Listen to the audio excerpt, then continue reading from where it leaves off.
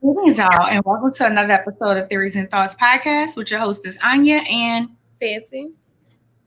was that enough time for you? No, I still don't see it. You have to refresh your screen if you go on there first. Y'all, we're looking for an assistant for Theories and Thoughts podcast. If you think you have what it takes to be an assistant here for Theories and Thoughts, we are looking for a personal assistant. Not a personal assistant, but assistant to us to help with theories and thoughts. And one of the things will be sharing to our pages on Tuesdays. So if you're already here, why not share on our pages? I still don't see the notification. I still don't even see the show. I don't know what's going on. Neither. I don't know. I seen it. I got it. Okay. I don't know. Okay. Well, hey girl, hey. Hey. How was your day? Oh, my day has been busy because I'm trying to get everything together before I get on the road to come see you. So, yeah. Yes, we will be filming season 2 of the Recent Thoughts Deep Dive Talk Show this weekend here in Dallas. One of the things places we will be going is we'll be catching up with Row of the Business Lounge Dallas and 100 entrepreneurs. 100 Black entrepreneurs. 100 Black entrepreneurs. It'll be at the Hyatt in Frisco. It is on the Swagger page. It's on my personal page, and I think you placed it on your page as well. I have not, but I need to. But I'll get around to that, y'all. It's a brown flyer, but it's definitely on the Swagger page, though. It's definitely on the Swagger page. Yes, it's on the IG and the Facebook page. If you're in the Dallas area, surrounding areas, you guys come in. What you say? I'm trying to show your birthday message from Quinta. She said, "Thank you, Quinta." Thank you, sis. So we'll be definitely there. We're gonna visit Breakfast Brothers. Yes. I kept calling it the Brunch Brothers. That's why I was unsure just now, y'all. So we will be in Arlington, catching up with the Breakfast Brothers, checking out them, interviewing them, seeing how that food is, because y'all know it's supposed to be hungry. And we will be catching up with Noelle Daniels of Body Talk Fit. So you guys can look for those Black-owned businesses that will be getting in their business on the next season of Theories and Thoughts Deep Dive Talk Show. Now, if you are interested in being on the show or being a sponsor, I know it's like real early, but I was just throwing it out there since I was already saying that. I got it. At Theories and Thoughts at Lady CEO, Lady with an ICL.com. If you're interested, if you would like to be a Black-owned business that we get in y'all business. So, yeah.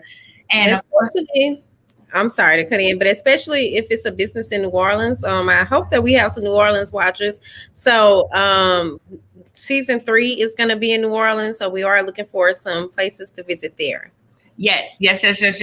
Y'all throw out some suggestions, places that we can go that may not be your usual thing. Let us know, Black-owned businesses, okay? And then, of course, next season, it'll be longer. This season was 4 seasons. If you have not caught up with us yet, remember it's on the Exposure app. The Exposure app, you can get that anywhere you get your apps, any app store. Exposure under the Exposure TV network. That. And it's under the Wish Your Superpower, WYSP. Yeah, net channel. So that's the channel that we're affiliated with. You can go catch up with the 4 episodes that we have out now. Next season will be 6 episodes. So we're excited about that. And like I said, we'll be in people's businesses. So I'm really excited about Fancy coming down to Dallas once again. We shot season 1 here in Dallas. So yeah, so that's really exciting. I think I'm looking forward to it because it's going to be a little bit different than how it was last time, because we're not going to just be in studio and we kind of have a rhythm.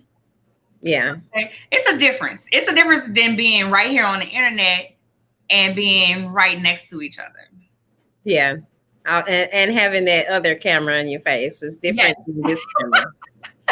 Yes. So we And want I see Quinta said that she heard that she heard Breakfast Brothers is good too. I heard so too. So I'm excited. We're gonna get there and eat. Okay. And we're gonna do a little bit of dancing, y'all, with Noelle.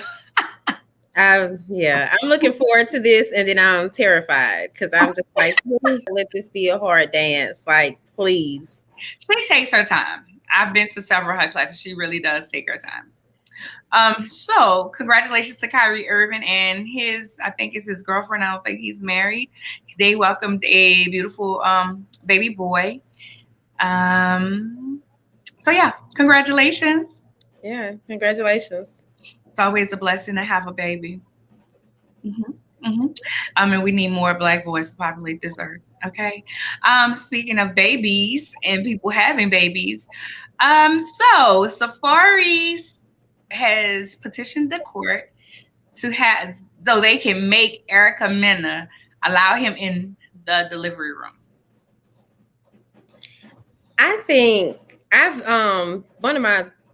shared this before. Like, I've never had anyone in the delivery room with me when I deliver any of my 3 kids. And to me, that's like really heartbreaking. So I think that for her to not want him in the delivery room, he has got to be annoying AF.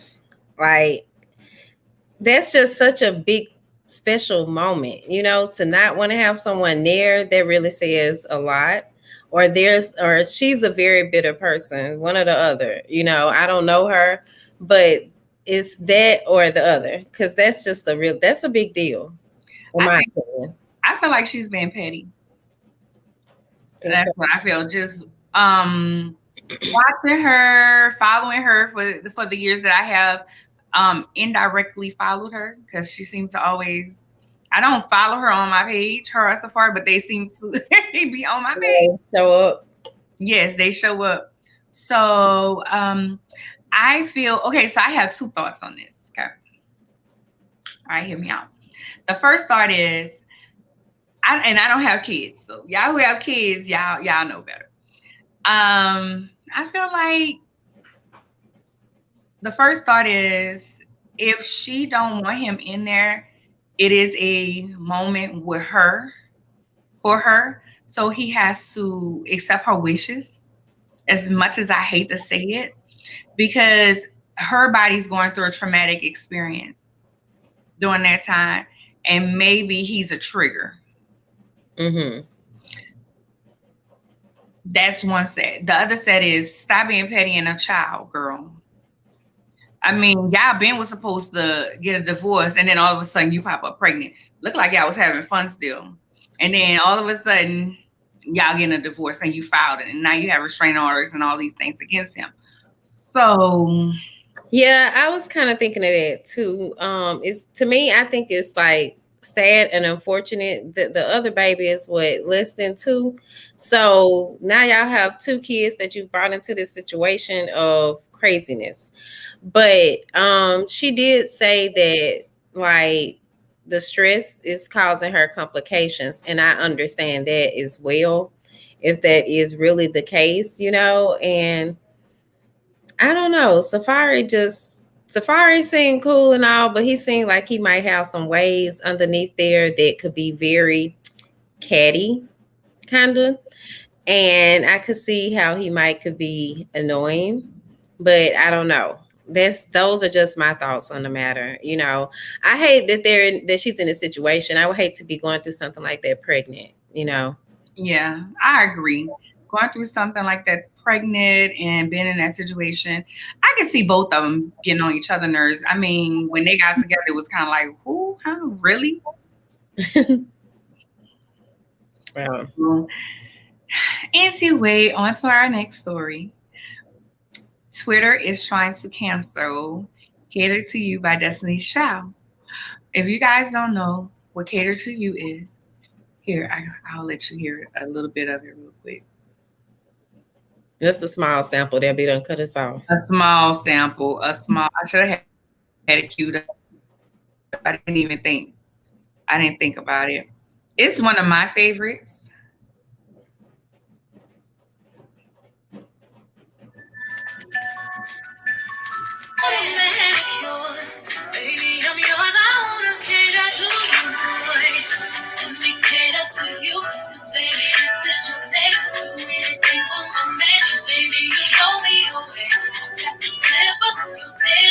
Okay. I don't want you to cut the broadcast Okay. because So it's too long. that so what she says, let me cater to you, cause baby, this is your date. Do anything for my man. Baby, you blow me. No, baby, this is you had to do anything for my man. Baby, you blow me away. I got your slippers, some, your t-shirt, and so much more. I want to cater to you. And they say it is slavery. I don't agree with that. From what I saw, a lot of people also did not agree with it. Like, you don't counsel cater to you. Also, like somebody said, y'all been catering to some F boys or something. So, and that's really the case. That's the reason why you would say such a thing. Anyway, I look at it. It says this is your day, not life. You know, I mean, you know what I mean? Like, it's a one day event. And you might get this how often, or it's like a holiday or something, a birthday. That's what the song, that's how I always took the song. Like it was, you know, a special occasion. I didn't take it like, oh, you're going to be slaving for somebody for life. But at the same time, when you're in a relationship or a marriage and it's actually, you know, the person is doing right, you want to do nice things for them. So I don't see what's wrong with it. I agree 100% with you. 100, 1000%. I think people are just have too much time on their hands and they need to find some business to get into. They do. Cater to you is basically celebrating taking care of your man. And we have so many songs that's talking about dissing love and dissing women, dissing men. And then you have a beautiful song talking about, baby, let me cater to you. You know, and like you say, it's not, this is your life or you're making me. She's not saying, oh, you're making me do this. She's not saying that. She said she wants to do this, you know. And as you said, as a woman, especially if you're interested into someone, you want to please them. You want to please them. You want to celebrate them. You want to do things to make them happy and bring joy into their lives, just like they want to do the same thing to you, for you. And I'm like you. I'm like whoever said that. They've been catering to some F boys. And you playing around, you catering to some F boys. If you never had a person that you just wanted to cater to. Now me, I have had those moments. And it's a beautiful thing. Yeah. It didn't work out, but it was still a beautiful thing, you know. It was beautiful situations that I was in and that I really cared for that person. I wanted to just do something special for them. And you should do something special for anybody that's in your life, your wife, your husband, your man, your woman, whoever. You should want to, like, that should be a desire. And if you don't have those desires to do those things for them, why are you with them? Now that's a word. Seriously, if you never have the desire to put a smile on their face, why are you with them? Or if anything remotely of you giving of yourself is a problem for you in a relationship, don't get in a relationship. Because these days, oh, I don't, you know, because I might get hurt. I had a friend used to tell me, no risk, no reward. I like it. No risk, no reward. And it took me, you know, I would always just be like, even on my planner last week that I showed, it says, what if I fall? But what if you fly? And she used to send me that all the time because it wasn't self-doubt. It's just be like, I don't want to go through, because you know, when you're in a relationship, I don't want to go through that heartache no more. You know, I don't want to be hurt again. And I definitely don't want to be hurt again. Like, I don't have time, because whenever I'm hurt, like it takes over a little bit. If that makes sense. It's like you be like, damn, you thinking about what happened, why it happened, okay, why we didn't work out. You constantly thinking on it and different. I don't have that time right now, to the time or the energy to put into why something didn't work out. Right. I can understand that. or a heartbreak. I don't have the time or the energy to put forth the effort to heal on that. So y'all leave cater to you alone. Cater to me. Cater to me. Let me cater to you. Yeah, I really love that song. That whole album, that's Me Fulfilled, was like so. That's the one that had Soldier, Oh yeah. Lil Wayne, and Ti. Then you had Girl when they talked about the girl, Kelly. Well, Kelly sung the song most of the song, and she was talking about being with a guy, and you don't know that song, No. girl. Hey, Sharona, need someone to talk to. Oh, really? That's their song? Yes, Okay. I love that album. Like that album, that's one of their albums that I could just let go, let just Play all the way through. the whole thing all the way through. I remember the relationship I was in doing. Y'all know I relate everything to music. So any guy I've dated, I have a song like that reminds me of them or somebody I just dealt with. I have song music. Music is something that resonates with me. So I can remember who I was dating at that time and feeling like I want to cater to them and hear Soldier and all those different things. Okay. I used to do that. I don't really remember anymore. I think everything kind of has become a blur. I was trying to remember when the album was out, and it's not ringing a bell for me. I was like 22. I was about 22. So that would have made me about 18. Oh, well, I was in school, so I know what I was doing, working and working. So I didn't know what was going on back then. Well, I don't think it's going to be canceled. I will say that. We don't have a sponsor for the week, so our guest is here. I'm going to go ahead on and bring him in. Sounds great. All right. Greetings. Hey, hello. How are you? We're great. Thank you. So pronounce your name for me. Lorelco. Lorelco. Tonight, Yes. guys, we have Lorelco in the building with us, and we will be talking about Black fatherhood. Now, I tell you, I used some hashtags because he hashtagged it, and I was like, Fancy, I want somebody to talk about fatherhood. And then I just went all on his page. And I was like, oh, he's so cute. So before we jump into the conversation, please tell our audience about you. Well, my name is Lorelco Mulzac. I am a Black father of two boys, Kason and Kylo. They are now 18 months, growing really fast. I'm married to Wanda Mulzac. Married going on 7 years in October of this year. Knowing her for 9. Oh my gosh, 8.5, 9 years. And so, I'm basically I'm a business owner. I own a business called K and Kai, which is an online clothing store for babies, for children. We're launching a summer line soon in the next couple of weeks, and then I do that. I do social media influencing. I have a business called Mosaic Media, so I do everything dealing with media, dealing with my family, dealing with fatherhood, marriage, and so that's basically my life as we speak. And you just dropped a single. Just dropped a single called Little Things. Yes, that's my inspiration. My boys are my inspiration. I've been doing music for a long time, but this is the first time I actually ventured out because I usually do gospel. I've kind of ventured out to do R&B and kind of have this different feel as far as genre regarding talking about my journey in fatherhood, talking about what my kids mean to me, and then even I'll sprinkle some things about my wife and how I feel about her, that sort of stuff, So pretty. Yeah. So that's kind of where I'm at right now, just kind of going into the creative flow. I've been in corporate America for a long time, higher education. I've been an adjunct professor for some time, and so now it's like my time to kind of just do my own creative thing and just kind of work in that flow. And so that's basically what I've been doing this past year, actually. So Wow, you that's have a had little bit a year. Yeah, I did a little bit of everything, but it's all good. Well, we know he did something with his year. Yeah, you put that to use. That's good. Thank you.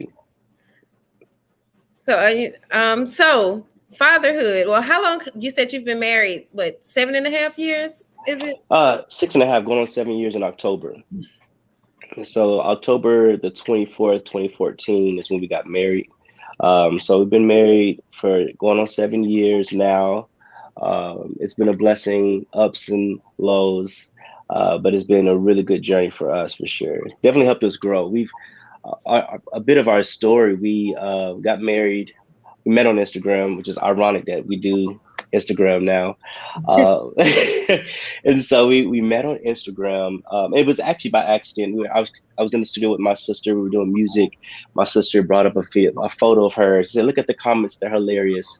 So I looked at the comments. And I saw this Wanda A. Nicole. I was like, "Who is this girl?" Clicked on the page. Like, "Oh, okay." All right, ma'am. And so my sister's like, "Yeah, I know." I said, "How do you know?" She's in California. I mean, I'm in Nashville at the time. That's where I was from, Nashville, Tennessee. And she said, "Well, that's my Twitter friend." I'm like, okay. Well, Tara said, "What's up?" I have her number. I'll text her. I said, "Text her," And then she wanted to hear me sing. I was like, "Well, give me her number. I'll sing to her." And so she gave me, I was feeling really jittery that day. That day I was just like on another level. So I called her immediately. I said, "Hey, what's going on? How you feeling?" And we just had a real authentic, transparent conversation. And I think at that moment, the next day my mother has a church. I went to the church with one of my guys. I was like, "Bro, I think I found her, bro. I think this is the one. She's real. She's authentic. She's raw. Like this, you know what I mean? Just is just who she is. And I love that about her." And I was like, "Love, hold on, I'm tripping." But over time, we began to cultivate that relationship, and it just became so real. And that's a whole nother story of how our first date was in Disney World. That was like a dream. Oh my God. It was crazy. Like it was just, it was unbelievable. Ended up going to the beach, and then we left there. Then I flew her to see my family. Got engaged in the Bahamas in May, and they got married in California in October. So yeah, it's a lot. I'm like picturing everything. We're gonna have to for Black Love. Okay. Now I can tell stories now, so I don't want to. But yeah, that's kind of our story. And then we dealt with infertility for about 3 years, and we didn't know until after the first 2 years. We were like, something's not right, And so we went get checked in and dealt with infertility for a while and tried a lot of different things, natural, IUI, whatever eyes you can think of. We were trying it. And then we just ventured off. God kind of confirmed to me that we should do IVF and see if that'll work. And so we tried it, went to Barbados, did IVF, and then popped 2 boys, Case and Kylo, my joy. So, yeah. Fatherhood. Did you have something fancy? Oh, I was going to say, so kids had always been a part of the plan, correct? Yes, always, yes. Yeah, this has always been a part of the plan. For me, when it comes to fatherhood, I kind of explaining this not too long ago that my father, he passed away when I was 17. And it's not really talked about often in my family. And it's probably the first time that I'm actually mentioning this live, any other platform. But I believe that he had committed suicide. I'm not certain. It's not something that we talk about in my family. It's kind of hush hush underneath the rug. But I have no reason to believe why he would. He was always a great father, very compassionate, very loving man, very loving to my mother. All I saw was love from him. I didn't see any signs of depression. And maybe I did. Maybe in hindsight, there are some moments where I'm like, okay, maybe he's dealing with some things. But all in all, he seemed to be transparent with me and everything. Always told me, gave me wisdom and advice well beyond my years. And so kind of prepped me for the time ahead, I guess you can say, subconsciously. But he was a great father. And so with me battling with infertility, not knowing if I would be able to give what my father gave to me, was kind of daunting in a way. It was hard, but we pressed through. We had faith. We believed God, and it happened for us. And so my main goal in my journey when it comes to fatherhood is to always give love, show compassion, and what was given to me, I want to give back. And, if that was the situation where my father couldn't take it, whatever it was he was dealing with anymore, I don't want to be in that shoe. I don't want to be that father that says, you know what, I'm just going to, because I felt abandoned when that happened for me. And I felt that, I like, it was kind of a selfish move. I said, I never want to be a dad who's just selfish. And there are times early on in fatherhood where you kind of catch yourself being selfish. Like, hey, man, I don't want you crying right now, son. Like, I'm just going to leave you alone because, you know what I mean? I want my time. That I can be real selfish sometimes. I'm thinking, I was like, man, I can, that's on you, bro. Like, I can't help you. You've been fed. I changed your diaper. You good. I'm not holding you right now, Right, it's all right. can be, you know what I mean? So I find myself doing that sometimes, and so I'm not perfect, you know what I mean? But at the same time, I never want to find myself in a place where I'm abandoning them, and that's kind of my journey with fatherhood now. It's a constant constant lessons for me, in this journey. So Wow. yeah, I was going because we always think about, okay, Black fatherhood, and there's this stigma that Black fathers don't stick around. And I right. was actually talking to a Black father last night, Mm-hmm. and he was like, there's more Black fathers sticking around than people give credit. Oh, for sure. And they Sure. want to love, and they're stepping up in different situations.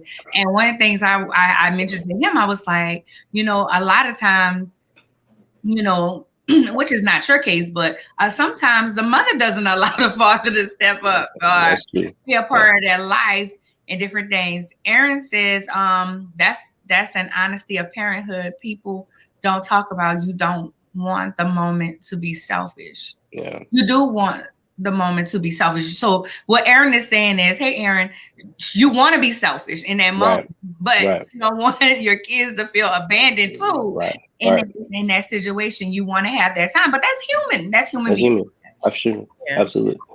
I think that's something I've talked about a lot actually in regards to, because a lot of people, there's a stereotype that Black men aren't in the home, that Black men aren't good fathers, that Black men just abandon their kids. And I feel like that's a very strong stereotype. And it's really misleading because I meet a lot of Black fathers who may not be married to their baby mama, but they do everything they can for their children. Right. You know what I'm saying? And so it may not look the same in everybody's eyes, but at the same time, there are men who love their kids and will do anything for their children. And so I see that all the time. I have friends. I mean, he has, I have one of my friends, he's popping out with babies left and right. I said, man, how many babies you gonna have, man? And I'm like, my God, bro. Like, yes, I'm on your fourth one. You're like 24, bro. What's happening? But he loves every single one of them. He's always there for them, whatever that they're doing, every stage of their life. He's sacrificed. He's driving from here to all over them.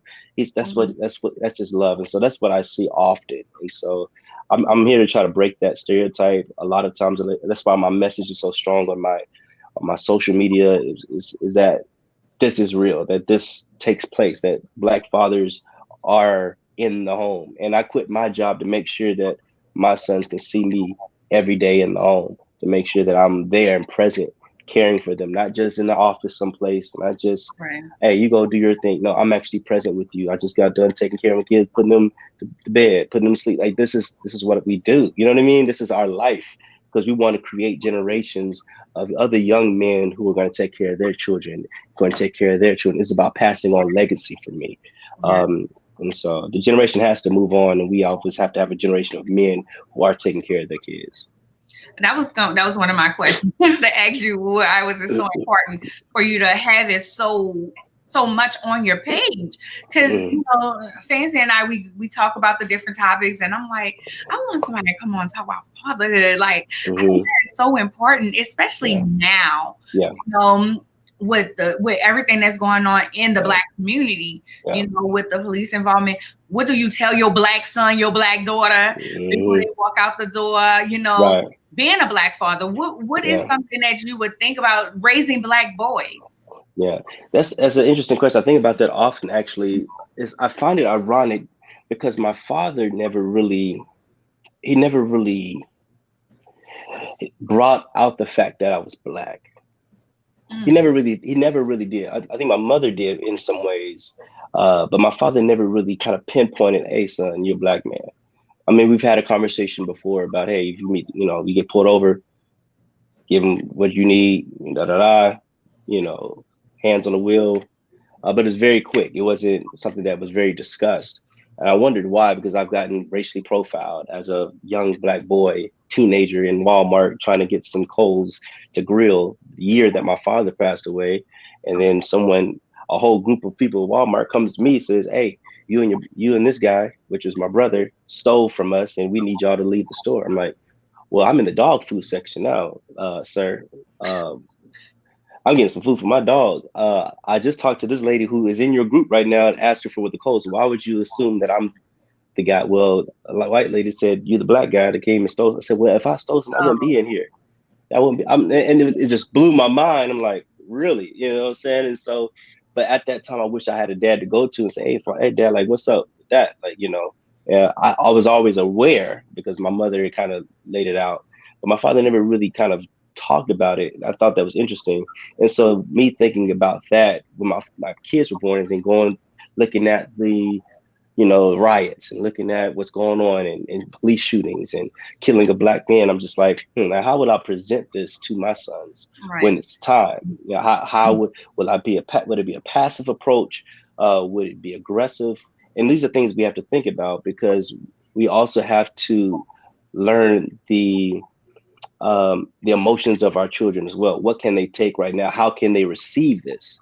Because I never want to push something on them where they now are looking at someone as an enemy or looking at someone as, oh, I can't, or I'm afraid to go out, because I want them to be strong. And so for me, anytime I was put over, I was always strong. I was always, oh, this is not going to bother me. I'm good. I'm take care of my business here. Here you go, sir. Boom. And I'm done. But he was always told me to be respectful. And so I felt that respect carried me a long way. And so there are certain ways to teach your children about these issues that does not necessarily push them to see, hey, you're a target. Because I don't ever want them to walk around thinking that they are. I want them to walk around feeling that they're confident, proud, that you're strong, that you matter, regardless of color or not. And that's kind of my approach. And so I'm still trying to tinkering with it because, they're 18 months. I don't know if I should practice with them now. Okay, son, let's see how you'll take this. You know what I'm saying? But, that's just kind of real for me. It's just like, okay, how do I push this on them, or how do I just have that conversation? I know I will have to have that and make sure that, hey, be strong, you matter, that at the same time you are Black, and it does matter that you are as well. And so that's kind of something that I've been thinking about working through and figuring out how was I taught, because a lot of times we teach others how we were taught. And there's some principles that I can glean from, and there's some that I can say, you know what, let me tweak that because I don't think that really helped me. And so that's kind of how the approach that I would take with that. Yeah, it's kind of weird for me. No, it's real. It's real life. It is definitely real. And I get what you're saying, because it's kind of like, what age do you talk to them about? When do you make them aware of it? Right. There was State of the Nation was on CBS, I think it was, or ABC, one of them. I know it wasn't Fox. And, and at the end, she would ask, they were in the kitchen. And I can't think of her name, but she would always ask the guests, when did you realize you were Black? And I was like, okay, so when you just like, your father never really just was like, okay, you're Black, right. You're like, this is what's going to happen, this, that, and the third. Whereas my mom, I don't think she really just told me, okay, you're Black, you're different. I'm from New Orleans, so it was like, yeah, you're Black, you different. There's different things, but she always told me that, raised in the church. So it was like, God loves everybody. And the white people I was around, they liked me. They liked me. Right. So they were always there, being nice. And then when you get outside of the church, absolutely, it was a different story. So, I feel like I think my mother was the one that kind of pushed the fact that I was Black. In a good way. As a matter of fact, I remember playing middle school basketball for the first time. 7th grade, I didn't have an issue, but I went to an all-white middle school. No, it was in middle school. Yeah, all-white middle school, because my mother was a counselor, and so we kind of went to school wherever she counseled. And I remember on my 8th grade year, I was supposed to start But apparently we had a new coach, and there were some things that was very strange about it. She had me on the bench. I didn't play much.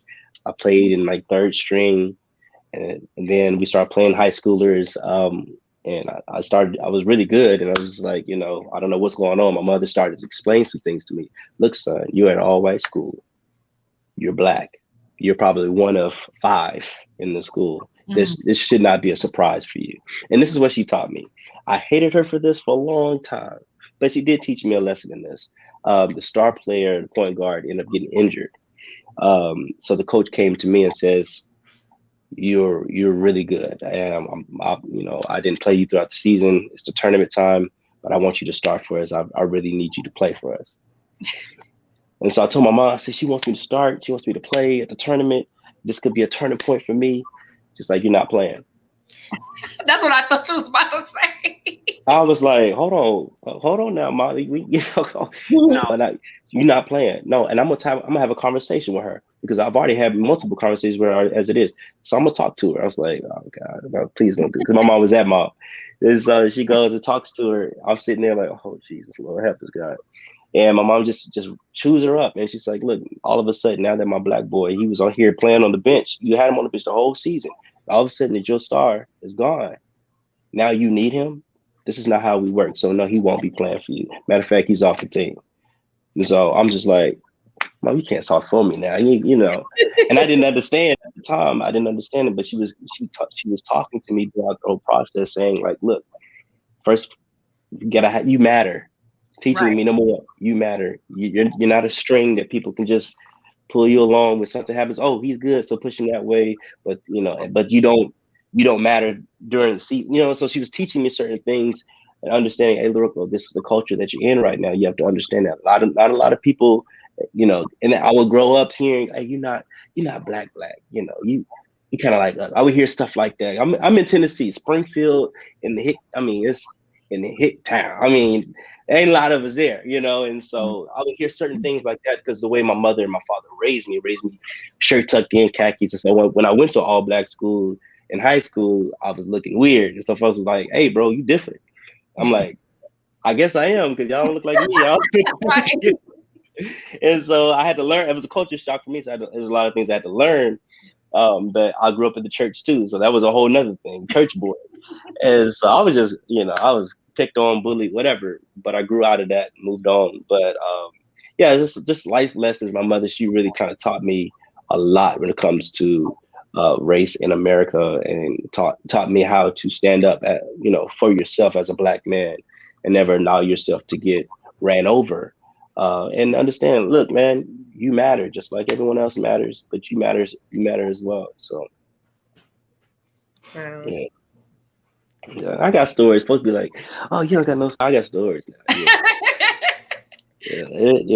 I never want to portray that race is a defining factor in my life. Because I wasn't raised that way, but I do understand because I was treated in ways that it could have become a defining moment in my life. Being racially profiled, being called, the N-word and all kind of different things. Could have defined me. It could have broken me. It could have made me look at people differently based on those moments. But because of I was taught that you can be strong, you were already strong regardless of how other people saw you. And for me, I was just kind of like, oh, it don't really matter. I'm good. I'm secure with myself, and I was taught to be secure with who I am and not allow what other people say to me to dictate my future, my promise, my purpose, and what I do in my life and how I move forward. So I totally get it. You were about to say something, Fancy? Well, I just kind of wanted to acknowledge Erin's come in here. Just she said it a few minutes back. So it's levels to what can be explained and what can be understood. Building confidence in kids starts early and shaping identity, but not keeping them blinded to reality allows us to teach them before the world does. And I with that. Yeah. I agree. As well. I agree with that. She has black, she has black son. So yeah. So going from this preppy white situation to being in the black, how how do you? So what do you do with your boys? Do you bring them into the all white situation, or do you bring them where there may be blacks? Because I seen a somebody post the other day, and they was saying their black parents putting your child in a situation where they're the only black I kid, saw that. Mm-hmm. not the best. Mm-hmm. I remember I was telling someone, I remember growing up, people used to say, you speak white, you speak Right. I spoke proper. Right. I may not speak so much anymore, but Right. I have it with me because of my father. My Right. father used to say, he used to work on the shipyard, and my dad would say, I can't go talk to no white folks like that, so you can't talk to me like that. He said, he would tell me that, he would like, because he was a foreman. Yeah. And he's negotiating contracts and things. And he's like, I can't go talk to the white folks like that, so you can't talk to me like that. And I'm like, Right. okay, Daddy, you can't don't talk that honest to me. Don't talk that slang. I'm like, Daddy, I'm a kid, okay? Right. But how do your upbringing, your mom bringing it to your attention, and then you going from the white preppy situation to, more of an urban situation? How does that affect how you parent, and when it is time for school? Mm-hmm. How do you, what situation do you bring your kids in, or do you even think that like that right now? I think about it. I think about it. So how I navigated through that process for me, it was I had to adapt because I just didn't have the all white situation going. I had the all white, but I'm a church boy situation going on. I was different. a preacher's kid, so that, and then people knew me around, growing up as the preacher's kid, and so I was like, okay, I got to deal with that. And so, because it was a culture shock, I understood who I was. I understood the blackness of who I was. Even though I went to all white school, I already knew who I was. So before I went to the all white school, I knew that I was black, and I knew that I was different from them. It wasn't that I was whitewashed or anything like that. I already knew who I was. For me, they called me a chameleon when I went to high school because I could adapt to a lot of different people's cultures. And so when it came to black, like, if there's certain types of black, I'm like, hey, I can rock with you. Now, I might not have all the experiences that some of us have, because at that time there weren't a lot of 2-parent family households in that particular school, and not many parents like mine at that. My dad was from the Army. Mom, and she's from the hood, but she's yeah. My mom is straight up from the hood. She don't play. She has experiences. She's told me about all these experiences, so she don't play. And at the same time, so she wanted me to be raised in a way that she wasn't raised. So education was everything for our family. So I watched her get her 2 master's degrees and get counseling and all this stuff. And so education was really pushed. Talking proper was really pushed. All of that.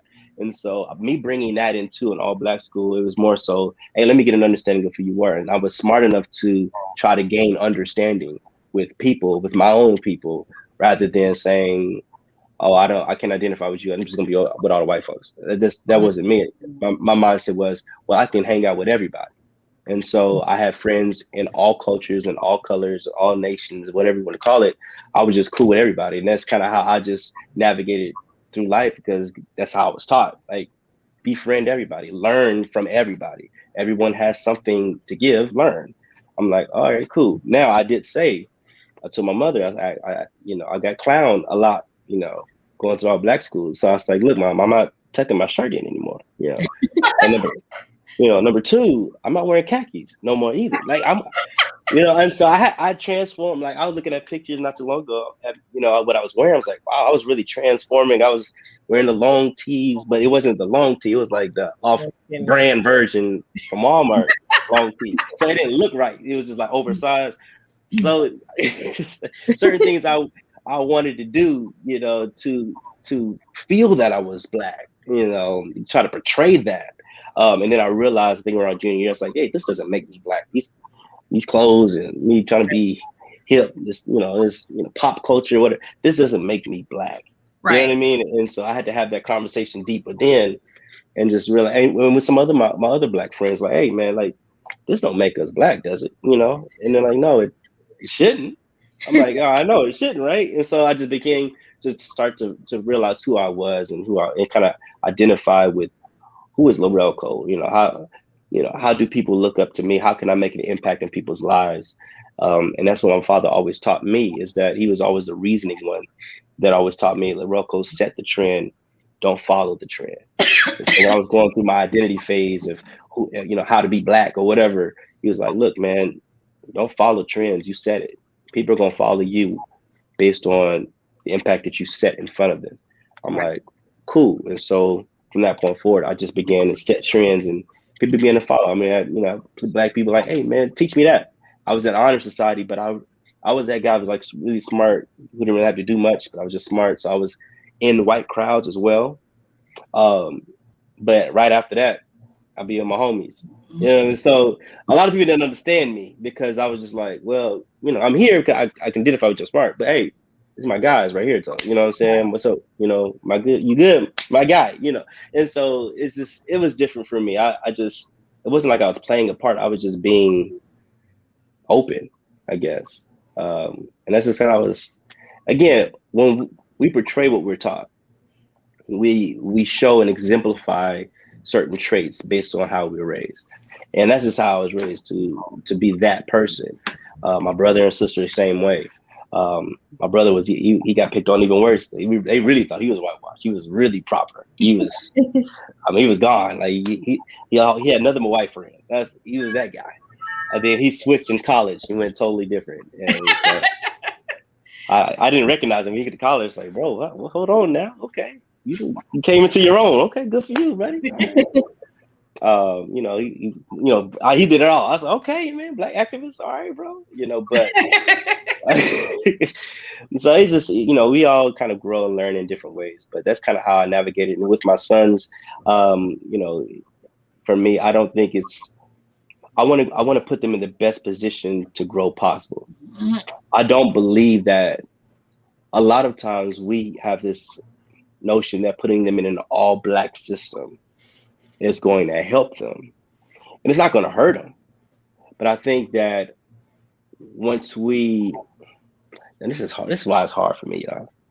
Because this is why it's hard for me, because I want them to know who they're from. I want them to know their culture, and I want them to be able to identify with that. Like my wife, she's HBCU. She going ham, and that's what I want for my sons. I mean, if you go to Howard, hey, you better go ham. You don't play. You know what I'm saying? Like, I want them to go to an HBCU. I want them to experience that. And at the same time, I also want them to experience, hey, this is what this other side can teach you too, but bring who you are there and allow them to learn from you as well.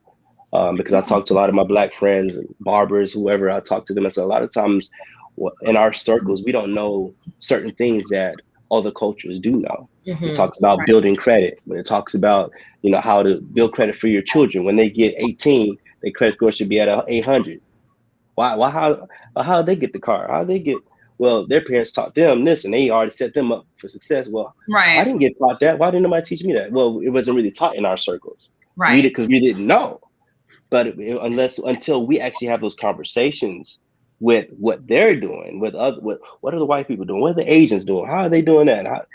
Once I start to understand how they think, then we can really make an impact in our culture, because we can take what they're learning, what they're doing, bring it up into our cultures and teach us to grow. Because that's a lot. I wasn't taught about credit. Like, I wasn't taught about being a business owner. I wasn't taught about how to grow my business, I was taught 9 to 5. I was taught, hey, work hard. You know what I'm saying? Good job. I just wasn't taught. And so until I started having conversations with different cultures, like, oh, okay, now I can bring that to my people and say, hey, there's a better way we can do this. You can buy a car on business credit if you know that, right? Really? Yeah. Let me teach you. You know what I'm saying? So, right. That's just kind of, for me, like, when it comes to schooling, I want them to learn from a lot of different cultures, and at the same time be secure in who you are and know who you are. Be around enough people of your own and say, hey, this is you, man. This is where you come from. but at the same time learn, but make an impact wherever you go. That's kind of how I would take it. I like that. So some people disagree. Some people think, hey, did you? I was just, Yeah, I think No, I I mean agree. it kind of would help them be more prepared, if they're in a different setting. absolutely. You already know kind of what's to come or what to expect. But yeah, I agree with that. Before I probably would have said no, all black school, just off, not really thinking about it. But my own background was kind of mixed as well. And I know what it's like, although our school system was predominantly black, but I was still always in a gifted program. So that was predominantly white. So it was a little bit different. Right. And just knowing the things that I learned from others. So, and just, I remember, the first time I went by a white person's house, and it was just like, oh my God. I was just so fascinated because she had this big tree house, and it was just like seeing this other side, because I came from the projects, and I remember what it was like for them to come pick me up from the projects, and everybody's like, okay, why is she going with these white people? It was an interesting experience. And I realized with my own kids, though they're older now, at one point we lived in the country, and they were the minorities there then. But the educational system was so good, so it prepared them for when we moved back into the city. So kind of a catch-22. I get where you're at. Yeah. Well, I went to all black high school in New Orleans, McDonald 35 Senior High School. And we take pride in that. Yeah. But I am still well-rounded because they taught us to be well-rounded. That's good. So that's why we have so much pride in our school. Fancy be like, I'm always talking about my high school. Shout out to 35. Whoa. Aaron just want to win. But that's why we have so much pride, because we were taught about who we are, the pride in us, and we were taught other things too. Now, we wasn't taught about credit. Our community should do better with that, and a lot of other things we should do better with. So I 100% agree with you. Yeah. Fancy, did you have anything else? No. Well, Lorelco, thank you so much for joining us. Is there anything that you would like to say before we let you go? Sure. I'll say that it's a joy to raise Black sons. I think it's a joy to see them at this stage, and I can only imagine what they'll be as they continue to grow. And I think, as with any father who may be listening, or any mother, parenting children is a blessing, right? And I think that it should always be in a mode or a phase of sacrificing. And my next song that I'll come out at some point is called Sacrifices. And it's all about, I'll sacrifice it all for you, just to make sure that you have an advantage, to make sure that you progress in life, to make sure, that you make an impact on this world and an impact on generations to come. I'm going to sacrifice everything in my being, everything that I have for them. And so when it comes to parenthood, fatherhood, motherhood, as we get that in our minds, so we're here to pour into them, and they're there to pour into others. I think we can really, really enhance our communities to another level. And so that's just kind of my take on fatherhood, just being able to, I always say this, if someone asks, what does that mean? Die to myself, so that, to ensure that I'm sacrificing who I am for my children and for the next generations to come. Because I think it's important to make sure that they're cared for and loved and supported. So that's what I have to say. I thank y'all for having me on. This has been amazing. I really appreciate you all for sure for inviting me. Francie, did I see you his social media? Oh, I'm sorry. Because look, I was meaning to run it, and then I got distracted a minute ago. Where is it? I have it. Okay, here we go. So you guys can contact him at lorelco.com, LorelcoMulzac.com. That's for the audio people. Or on Instagram at lorelco.mulzac. Mulzac, yes. Mulzac, sorry. LORELCO.MULZAC. And it's scrolling at the bottom. Thank you so much. I'm serious. We're gonna have to come. We're gonna have to have you and your wife on for Black Love Oh, because that'd be you're good. so cute. I was like, oh, Oh, thank you. that's so Thank you so much. Thank you so much for joining us. Thank you. Take care. Bye-bye. Bye. Bye bye. I love that. I love to see, parents that's excited to be parents because sometimes when you talk to parents, they can be such a drag, or people they tell me, girl, you don't want to have no kids, these kids is that, and I be like, I'm sorry. Like you done did something wrong because they pissed off at their kids and they don't like their kids. And I'm like, I mean, there's legit people who don't like their kids. And it just, I don't know. So that was a great conversation. Yeah, it was a good conversation. It made me think. Yeah, he had some great stories. He's a storyteller. He is. He's a good one. He's a storyteller. I don't think I had a chance to check out his song yet. Maybe I just listened to a part of it before the show because I think I was like, let me listen, kind of research or whatever. Mm-hmm. Anywho, the earrings that I'm wearing is from Sanita Designs, as you guys know. But I did want to bring awareness to this shirt. One of my classmates from 35, her daughter name is Charlie, and her daughter is artistic. So she's selling shirts to help pay for music therapy for her daughter. So if you're interested in supporting the cause, her name is Daryl. Her Instagram is always seize the day, ALWAYSSEIZETHEDAY.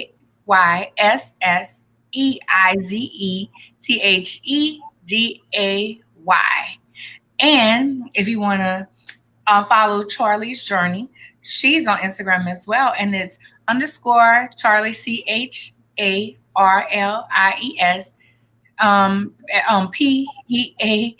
PEAKS. Charlie Speaks. I love Charlie for a girl's name. Yeah, I do. I love that. So as I said, if you would like to support, I think the shirts is like super, super cute. And it has the artistic things right there in there. The puzzle. Yeah. Yeah. So that's how you can support. As always, I have my beautiful lashes on. I want to be your lash lady. So this is Fire Lashes by Lady CEO. You can find that on my Linktree. I was about to say LinkedIn, but you can find it on my LinkedIn too. But you can find it on my LinkedIn at Lady CEO, Lady with an I CEO. I had an anniversary sale going on for Miss Thang's Boutique, but that's over with. That was over yesterday. So if you ain't getting it, I'm sorry. But we did make a year last week. Thank God for Time Hop because I had totally forgot. I thought they had lunch on my birthday. And Time Hop was like, no, it was this day. So now it's in my phone. Anywho, I am on Clubhouse. I posted it. I was like, I still haven't gotten on there and listened to nothing. Oh my God. Don't mention Clubhouse no. I'm listening to Wendy Williams' book right now. So yeah, or I'm listening to a podcast or something like that. So but if y'all know some good ones, I know you told me just go look for my interests, but if y'all know some good ones, y'all share it with me. And that's me, Fancy. Okay, so I am on Instagram and Instagram at Fancy Swagger. All my social media stuff is Fancy Swagger, and my Linktree is Fancy Stalks. You all can find me there. I was trying to find my event right quick because I did not have the I didn't have the link there, but we are hosting our Bosses Link Up event on the 24th, and that's not going either. My what? Oh, because I was trying to. I'm not even on the screen, so I can't find the link right now. But I think it's Bosses Link Up on Bitly. So that's BITL. Let me just type it in. Yeah.